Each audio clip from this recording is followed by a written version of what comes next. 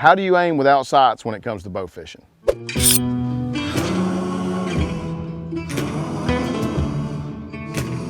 Aiming without sights when you're bow fishing is just like throwing a baseball or shooting a basketball. It's all muscle memory and just instinctive. It doesn't really take that much time to get the hang of it. Once you get a bow that you're comfortable shooting and you can get out on the water and you have multiple shots, like I always tell folks, that's the great thing about this sport, is it's pretty much accuracy by volume. You're gonna have a lot of shooting opportunities and you're gonna get the hang of shooting at stuff.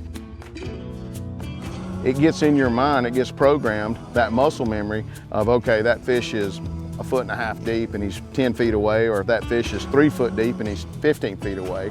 You know, you just start thinking in your mind the refraction and how far it is, and you instinctively start aiming low. And you know, at the end of the day, the saying in bow fishing is always aim low, because the fish always are actually lower than they look. So if you'll get out there and you just keep trying to shoot below them, you'll get dialed in and you'll start hitting more fish.